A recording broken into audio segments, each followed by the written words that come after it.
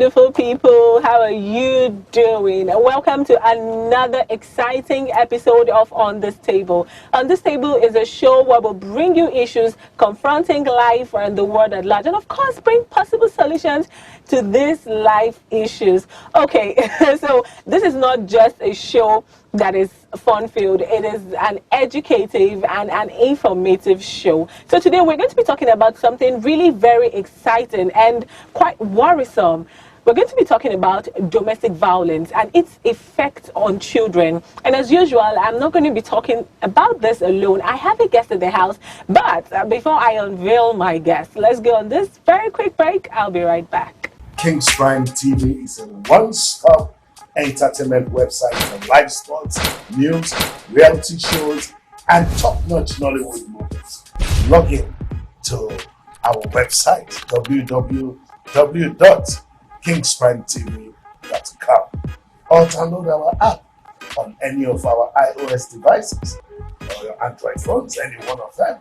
Just download and you get your movies and all entertainment stuff just the way you like it. Welcome again to King's Prime TV.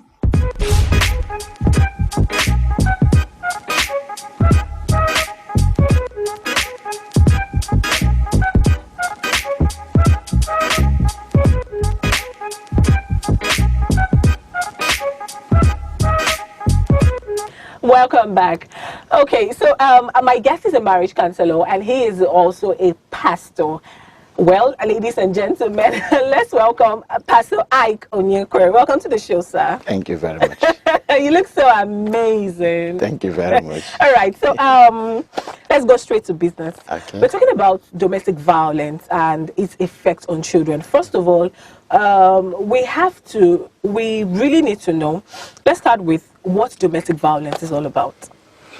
You know, violence is one of the topics you hear over the television on daily basis now because it's on the increase. Yeah. In summary, domestic violence is like violence committed, you know, by someone within the victim's domestic circles. Okay. Can be between married people who are cohabiting or relatives, you know. But one thing is that it's committed within the victim's domestic circles. That's why it's called domestic violence. Okay, so when you say people who are cohabiting, what does that mean? You know, in our society, there are people who are not married. Oh, okay. They're just staying together, male and female. Okay. You know, and they're also, apart from cohabiting, people who are living with their relatives, you know, or house helps, you know. In such scenario, it's possible to have domestic violence. Okay, yes. So now we know what domestic violence is. Let's go to the causes. What are the causes of domestic violence? There are many reasons why we have domestic violence and why it's on the increase. You know, but in this part of the world, one of the first reasons is traditional beliefs. Okay. We come from a society that if you've not of handle, let me start that if you're having your wife once in a year, they believe you're not man enough. Yes, yeah, yes. You know, so some folks come out and we're cut out from these traditional beliefs that we feel that to prove that we are men, you know, once a while have to slap your wife. You have to show power by beating, okay? Yeah, and the other forms of the other causes of domestic violence, you know, things like psychological disorder, emotional disorder, maybe alcohol or substance abuse can cause domestic violence. Even a low self-esteem can cause domestic violence. Okay. Things like anger and jealousy, even unemployment, hardship. There are a lot of things that can come domestic violence. Okay, so let's talk about that low self-esteem. What does that mean? Can you explain? Yeah, you see, most time people find it difficult to a kind of communicate. You understand the depth of what they are feeling. Okay. I want to give an instance. You know, you see, in the case of a marriage, you see a man marrying a woman that he feels that this woman has got it all more than myself. Do you understand what I'm saying? And he is not able to communicate this. At times, his way of communicating is through domestic violence. Okay. Praise the Lord. Hallelujah. And it will take somebody like a counselor to be able to dig deep and find out this man's problem. Okay. He'll be venting this rejection or self-esteem problem challenge on the wife. You understand? Okay. It's also vice versa. Praise the Lord. Yeah. You know. So I want to say, you understand what I'm saying? That most times, when it comes to this matter, it's like I'm jumping to the solution. It's important to seek counsel, you know, to dig into the roots of these domestic challenges. You understand? As one of the ways of curbing this influence over I think relationships. before the end of this discussion, we're going to get to the solutions to that. Okay. So now we now know what domestic violence is and what causes it. Okay. So for some people, they don't know that what they do, it's actually what they call domestic violence. Yeah. So what are the forms of these traits? What are the things that you say, okay, this is you abusing somebody, or this is generally what we call domestic violence? Okay, domestic violence can be manifested in physical abuse, or at times can come as sexual abuse, or emotional abuse, or complete destruction of character. Do you understand? Somebody's personality.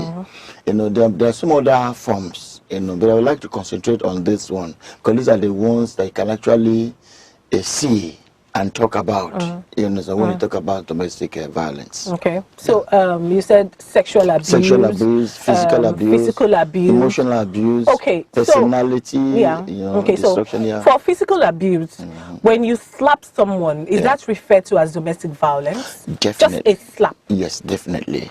Okay. Definitely. I mean, some people would just say, is it not just a slap? Yeah. Okay. Yeah. So now, because that slap goes a long way to impact negatively on the person being slapped. You are sending a message that can influence the person's life for a very long time. Okay. So you are a marriage counselor, and I'm sure that you've been with these families that are really going through some sort of domestic violence. Okay. So for people who have children, the question is, how does domestic violence, how does it affect children? You know, most times children learn from what they see. What they see. You know, more than what you tell them. I want to give an instance. You know, when my twins were growing up, some 15 years ago, I noticed that when we come into the house, the first thing they would do is to sit on my seat, take the remote, and then television. And that's what you do. And I would say, what is it with television? What is this? You know? Then one of these days, the Spirit of God spoke to me that they are just, you know, emulating me, you know? And this is what I do. So I learned a lot from that, and that made me to be very careful.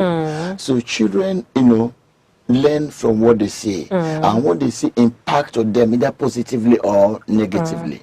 So domestic violence have to do with action, and children see it every day, and these things will definitely influence that child negatively in future. Yeah. So are there long-term effects? Definitely. These things have long-term effects. At times they might not begin to manifest while the child is growing. It's when the child has become an adult. I want to say something to you. You see, a lot of children that were injured emotionally because of the way their mother was maltreated, because of the way their siblings were maltreated. And when these children grow and come into relationship, into marriage, all they do in their marriage is to injure those who come in contact with them. When you are injured, you end up injuring those who come into your life. So it's like a circle. It's a cycle. It continues going until it is broken through counseling. Do you understand? And at times prayers, you know, until it's broken, it will continue over and over. So anybody that's a victim or inflicts injury through domestic violence, try to trace to the foundation, the roots of the person's upbringing. Happy children make happy marriages. Injured children make injured marriages. Unhappy children make unhappy marriages. That's just the way it is. Okay, so are these children 100% involved in this abusive homes? If I understand your question, you understand what I'm saying? You know, you can't be in a home without being 100% involved. Because this is where you wake up, you sleep, you go out, you come in. All your life is built around your home. So you're complaining. You can't separate the children from domestic violence. When I got married to my wife, I have a little understanding of this because I passed to marriage counseling. I counsel young people. I counsel young people. We have platform to speak to young people who are about to get married on issues like this. So I spoke to my wife. I said, never allow the children we're going to give birth to see us exchange words. You understand what I'm saying? Or attack one another in one way or another. Because I was taught that this will influence them. And to the best of my knowledge, we have tried. We have tried on my own part. You know, if I look back, I would say within our 18 years of marriage or so, I think I've lifted my voice, you know, against my wife, maybe just once or twice. In their presence. In their presence. Okay. You understand? You know, I'm not speaking of a saint, but because I know this, I try as much as I can to see that I settle my challenges my wife in our bedroom, where our children won't see us, because they will definitely become what they see. And they definitely repeat what they often see happening where they grow up. Yes, that's true. Okay. So now, having known all these things, children who are involved in this abusive family, for them to get back to their normal self, what I mean is, how do they go back to a sense of normalcy? Do they ever get away from that experience of, okay, my father always hits my mother, or my mother hits my father, and all that? Is there a time in their lives where they just come back to being normal? Yes, you know, the very time they realize that kind of life is an abnormal life, that is not a normal life, especially when they begin to, you know, move out of the home and visit relatives, you know, they will begin to understand that what is happening in my home is really abnormal. This is the normal home. Now, what the child does with that encounter will determine whether it will deliver from this challenge or not. All right. The conversation still continues. Let's go on this quick break. We'll be right back.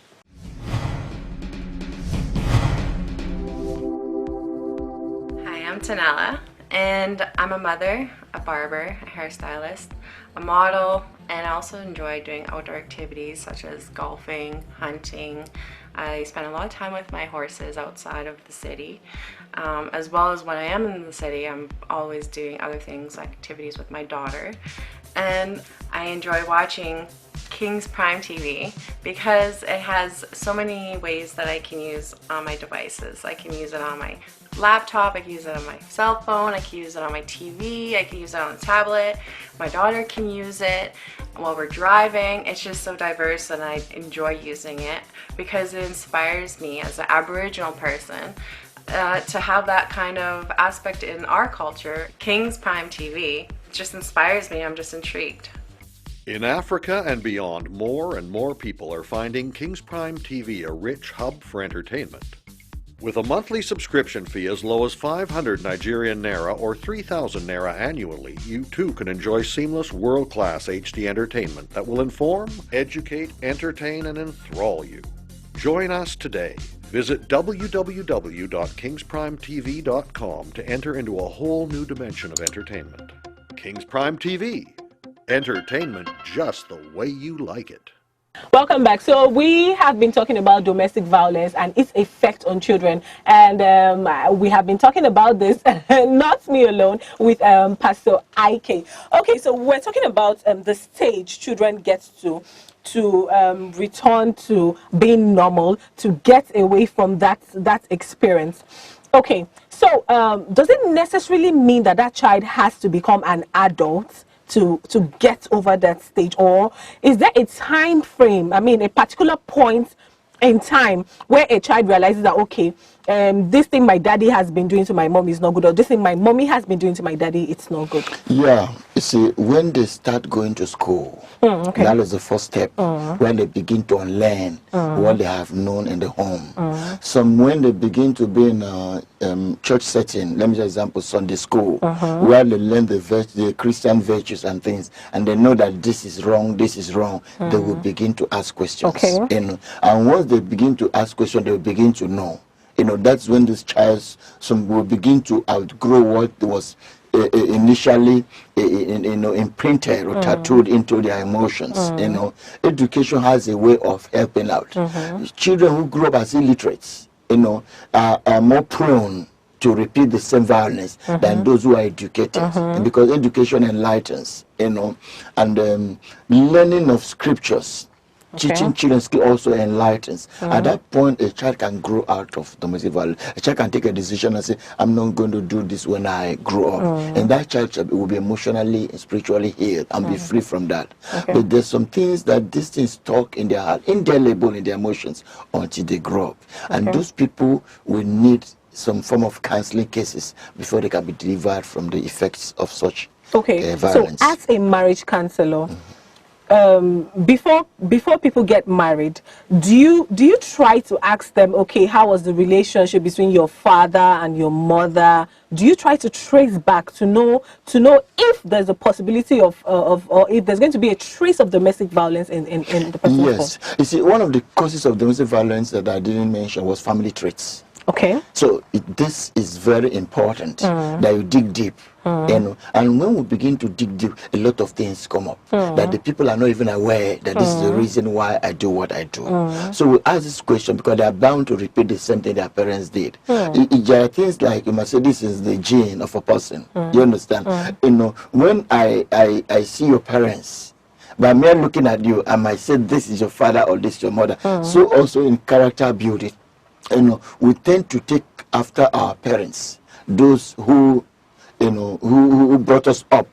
The things they did, we tend to repeat the same thing they did. When you come to spiritual angle, they will talk about family spirits. Okay. You know, even it has to do with something has to do with sicknesses. They will ask, well, was your mother diabetic? Was your father? That has to do with the same thing we're talking about, something like that. You know. So there are family traits to these things. Some people discover theirs earlier, but others will discover it for them when we begin to dig deep and ask questions. And they discover this is the reason why I'm doing what I'm doing. Whether positive or negative. Okay, so it's like just like we said earlier, it's like a circle. That's correct. Okay, you are bound to repeat the same thing your parents did. Your parents if you're not helped.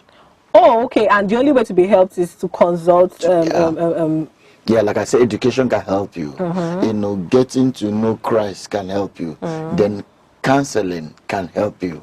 You know, to break such a so cycle. For a child to prevent a child from repeating the same thing his or her parents have done, what are the ways to curb it? How do you make sure that a child doesn't do it? Because it's not easy. Yes. You wake up every morning, you see your father hitting your mother, you see your mother is disrespecting your father. So how do you make sure that that child comes out of that mentality? One of the first ways to do this is to put the child in a different environment. Away from the parents. Where the child will be loved. When you put the person in that environment, the person will begin to unlearn. He will begin to see another lifestyle, and there will be room for comparison.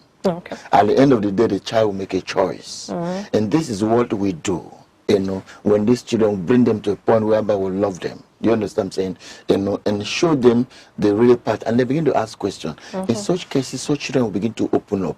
My daddy beats my mommy beats my mom. This man's daddy, this child's mommy doesn't beat. This how, you know. See some children comparing their families with other families. I love John's daddy's family. I love John's mommy, mother, and father. The child will begin to ask questions. I begin to think.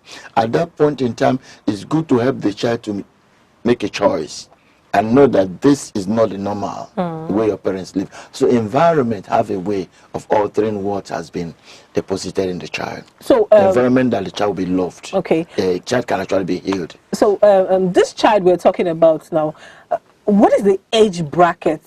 I mean, do children sense these things while they are still very young, or there's a particular age you say, okay, I think it's high time I started grooming this child into understanding? Is there a particular age? What I'm going to say might blow your mind, or you might not believe in it. These children began to experience this thing from the womb. Oh, I've tried it by myself. Do you understand? When my twins were in the womb, I followed them up. When one started doing something, maybe kick him, after 2 days, the other one will start repeating the same thing. So at times I place my hand, say kick, they will kick. So I began to communicate. I began to speak to them. I began to say things, and I noticed that. Now, what did I get? I got that from the Bible. The Bible says when Mary visited Elizabeth, immediately Elizabeth greeted Mary, that the child in Elizabeth's womb, John, leaped up in joy, and that's why he got his name John. So I picked that up, and I began to see that children right from the womb, by experience, began to know when their parents are, their mother is emotionally unstable. When she's joyful or angry, they respond to some form of stimuli. I think scientifically that's correct too. So if you want to have emotionally stable children, begin from the womb to be emotionally stable. Because I believe as you are transferring some things to your child, nutrients physically, also you are transferring some your emotional heartbeats are pulsating onto the child. So if we start on time, right from the womb, we can grow healthy children when we take some decisions not to be violent to our spouse one way or another. Okay. So I would say that you are a welfare professional, of course, because you've been catering for these children. You know how to identify them. Okay. So let's talk about identification now. Okay. When you see a child, I mean, from the child's attitude, how are you able to identify that, okay, this is the reason why this child is acting the way this child is acting? My wife is an officer of a child rights organization, so we're involved full-time in this.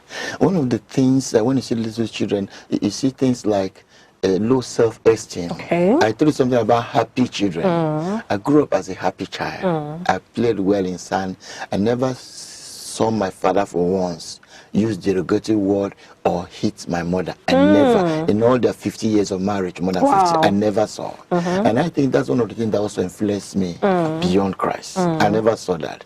But I saw my mother at times raise her voice against my father. My father would withdraw as if he decided, this is my wife, I won't respond. Those things are rarely seen in my house. And I think it affected us. I've never had any of my siblings. We were raised 12 of us. Wow. Never had any of my siblings that they fought with their spouse or do you understand? If it happens, it might be on rare occasions. So I think our parental upbringing influenced us, The same thing, when you look at a child that is been abused, a victim of domestic violence, you will know. You understand what I'm saying? If you're a counselor, you understand, you have been involved in this. You will see that the child's eye will be probing, as if, auntie, I want to tell you something. If you see a child has been sexually abused or physical abuse, you understand? And if you're somebody that has been raised and trained for this, it's time to bring the child closer, love the child, and gain the child's confidence. The child will spill the whole thing. And that is where you begin it. Do you understand? Take time to, get in touch with the parents and begin to talk. If not, that child's destiny and personality will be completely destroyed and damaged. And the child will repeat the same cycle if you eventually marry such a person. How do you make a child really gain that confidence to open up to you? Just one simple word: love. Love is a language that's not spoken. You understand? If you stay with the child in the next 20-30 minutes, the child will be able to define whether you love her or love him or not. But you know that there's some people who don't even know what love means. I mean, some children who grow in homes where there's no love whatsoever. They're always quarreling. So how will a child know that, okay, daddy loves me, and then want to open up? I want to say something. I might not be able to define love. But what I do to my children when they are grown, at times I carry them to my chest so that my heartbeat will pulsate into them. Okay. So up to this age, the other ones are in the 17, going to 18. The other one is 10, And up to this age, they can come and sit on me just to get that feeling, without talking. Especially the one that's 10. If I come sit down, the next thing come on me, he's a boy, not a girl, and just hug. You understand? You just want to feel me, So it mustn't be spoken. Do you understand? Love is something that if it's there, it is there. Do you understand what I'm saying? When you make up your mind consciously, do you understand what I'm saying? I am going to show I'm going to do good to this person. Do you understand?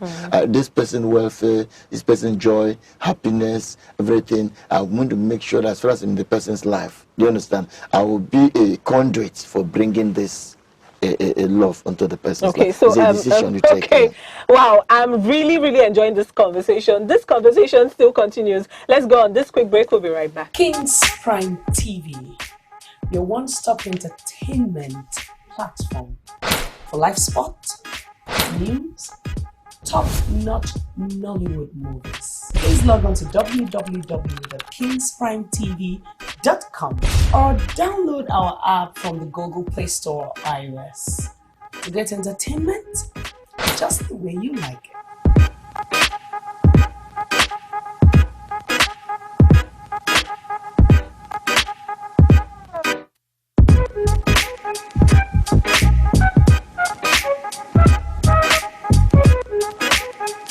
Welcome back. Okay, now there's some children who gets who are sexually abused.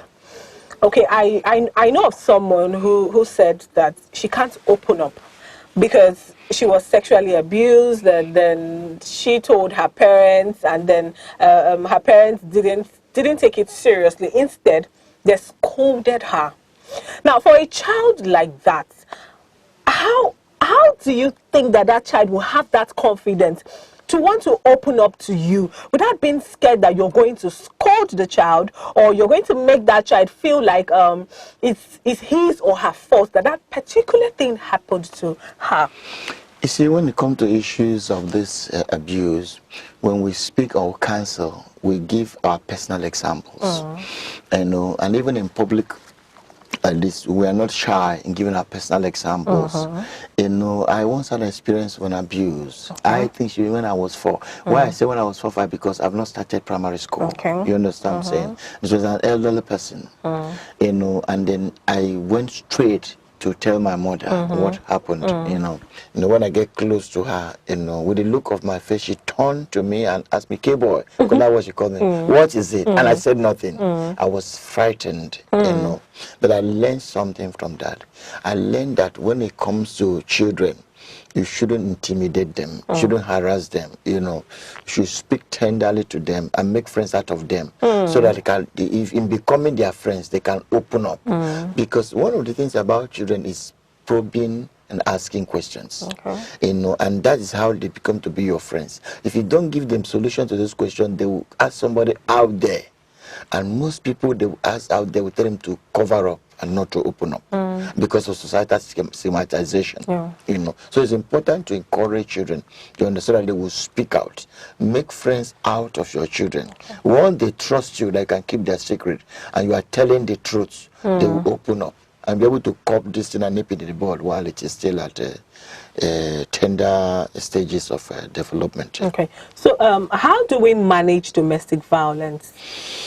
The first thing is to enlighten the society on domestic violence. We shouldn't pretend that it doesn't exist. Of course. Because to some people it's a normal lifestyle. But when we begin to reorient the society, especially on the family circles, both the adults and the children, we know. And when the children and the adults too begin to know about fundamental human rights, they will know that this is not correct. So then they can begin to open up. So that is the first step. Then the second step is counseling, just like I said. Parents need to be counseled. They need to be helped because there are stages, of development, or rather, let me put it this way: there are stages of the effects of this violence. Do you know that domestic violence and abuse of a child can lead to some kind of terminal illnesses when the person is, things like diabetics and heart conditions, gastritis. There are things that are a byproduct of domestic violence. A child has abused from childhood. So we'll begin to speak and educate both the parents and the children, on this, and let them also know that there's a legal implication to this. Thank God for the human rights, child rights, and all kind of other organizations that have begun to, step out to help families, because both the person being violated and the one who is the source of the violence, they all need help. They all need help. Okay. So I think education is the first step. You okay. understand? And every areas of our social life, we should begin to bring in this so that it can be taught, you know, and create room for children to open up. Some children are just locked up, and they can't speak out because they are being threatened. Yeah. Okay. So away from this, let's digress a little. Okay. Now, I've heard women say that if my husband or my man doesn't hit me, it means that he doesn't love me. So that is physical abuse. Yeah. Now, for such persons, how do they come out of that mentality that, see, this is not love, this is him abusing you physically? You know, when you abuse from childhood, you might come to a state of mental and emotional stage whereby it becomes a normal life for you. You know, you can't do without it. You know, just like some people, domestic violence, especially the area of sexual abuse, can lead to sexual perversion. Okay. Like some women or men that is doing this one kind of sex or another. These are offshoots of abuse. You know, so such a person needs to be cancelled. You understand what I'm saying? There are certain and not really a demonstration of manhood or love. What you say, a lot of women have said it. If he doesn't bait me, it means he doesn't love me, you know. And it's true. So that is the abnormal, you know, abnormal side of life. It's not the normal side of life. But to that person, the abnormal had become the normal. The normal. You know, so it had to be reversed through counseling, and it will take a long time to make the person to see it. Okay, so let's talk about the solutions to domestic violence. What do you think, to parents now, what do you think is the solution to end domestic violence? Most parents don't believe that what they are doing is actually domestic violence. Yeah, that's the problem. They believe they are denying them the right to train a child, and they will say a biblical example: spare the rod and spoil the child. You know, things like that. You know, so but you see, when you follow this thing actually very well, and I'm a Bible teacher. You know, taught Bible for 25 years. You know, and you look at the way by experience, the way God loves you. Yes, the Lord chastens those He loves, but the Lord is not violent on those He loves. He doesn't chop up their fingers. You understand what I'm saying? And then listen to the way God chastens those He loves. Say, my son, listen to my word. Read the book of Proverbs. My son, listen to my word. My son, listen to my word. And so some parents need complete reorientation on the difference between correcting a child. Because they tell you, spare the rod and spoil the child. Some even said, suffer not a child to live. You have to suffer the child very well. You understand what I'm saying? You know, so those are ignorance at the highest level. So education, even if you call spiritual education, it's still part of what I call education. It's very important, the part of parents. Do you understand what I'm saying? You know, some parents who are not really raised well, and now children who are not really raised well are now parents. You know, and nobody have told them along the line. What they saw is what they are repeating, the same cycle. So if we leverage on education, we'll be able to curb this. You know, that is one of the ways to do it. You know, if you ask me, you know, that will bring about a kind of reorientation of people. We have been doing it one person at a time. But I think that government should up their game and move forward a little bit. Do you understand? And putting this in the curriculum of the school system, right from primary school, that children will know their rights. You know, though some people on this part of the globe feel that it's not correct because of some kind of extreme side of it we see in the United States and Western countries, where little children have to call the cop for their, the police for their parents. So some don't want it here. You understand? But the truth is that children must be protected. People must be protected from violence. It's not from God. You understand? Yes. Okay. Now, for parents who physically abuse themselves, and then these children are there watching them, is there a way they can stop this and then tell their children that, okay, this is that mommy and daddy have been doing, we've been doing things in the wrong way?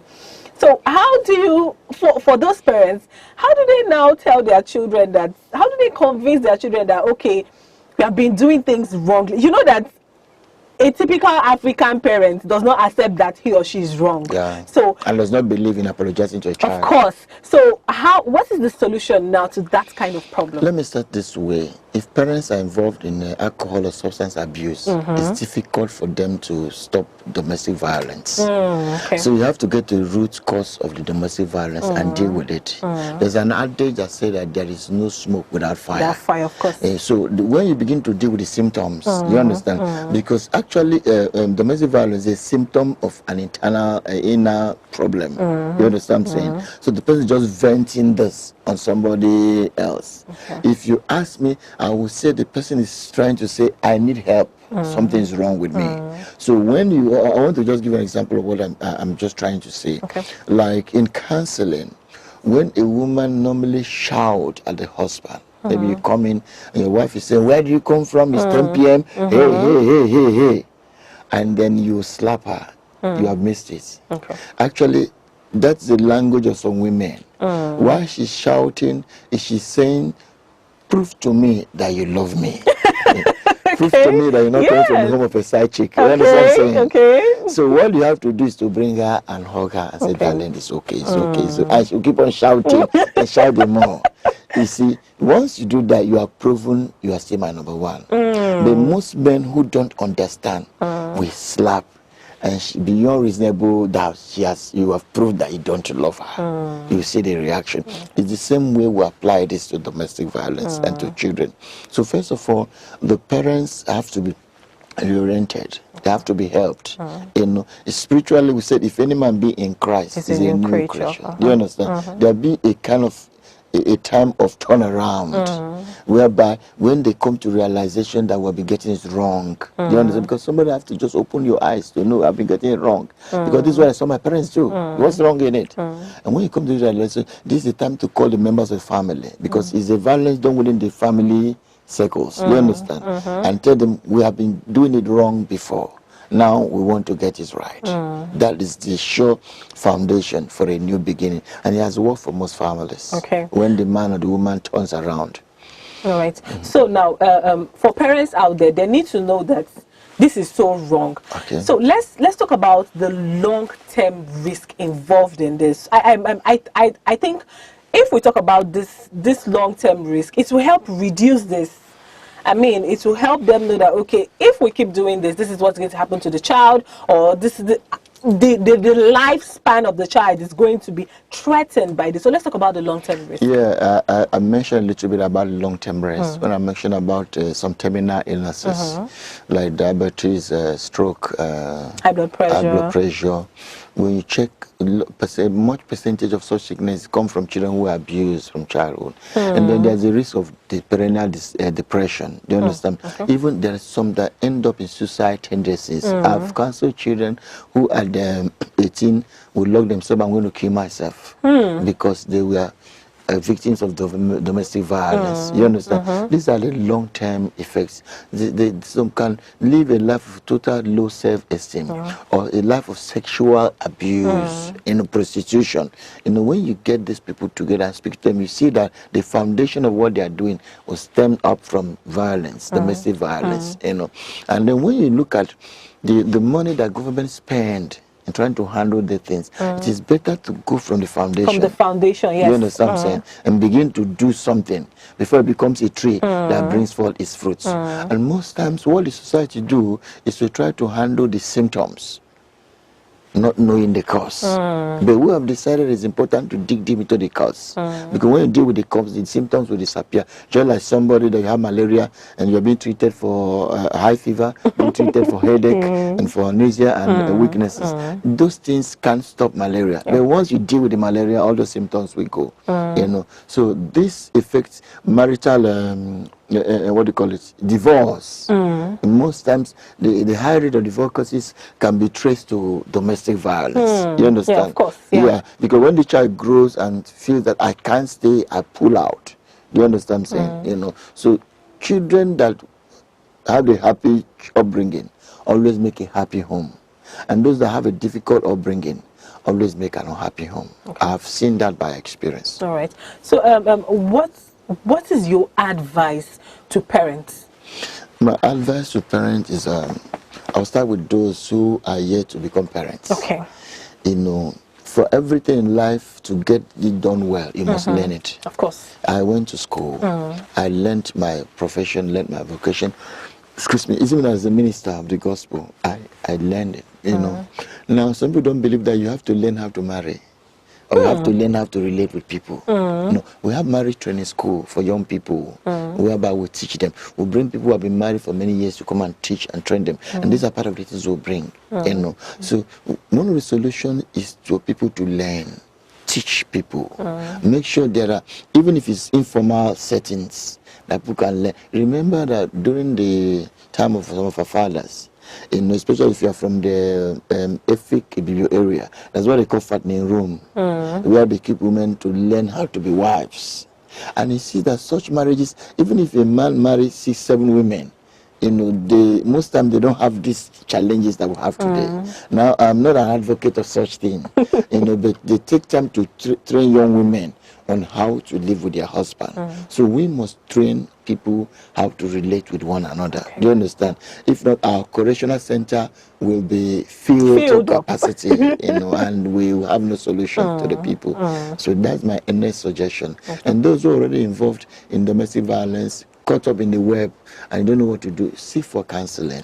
Don't be proud to say, I'm getting it wrong. I don't know how to do it. Okay. Yes, that's my suggestion there. Okay, thank you so much for coming on the show. Wow, I have learned a lot, and I'm sure you out there, you have learned a lot. Domestic violence is not something to be proud of, and with its high increase is something that we really need to look into. For the sake of our children, we don't want to raise kids who will turn out to be beasts, to beat people, and even kill people, because you never know what this might result to. Okay, it has been an amazing time with Pastor Ike. Thank you so much, sir. We hope to have more of you. Okay, okay, this is On This Table, and On This Table is a show that's educative, informative, and of course entertaining. You can catch up this episode and previous episodes. All you have to do is just subscribe to our YouTube channel, and of course download the Kings Prime TV app and have access to lots of exciting movies. Until next time, I am Joy Dukes. Bye.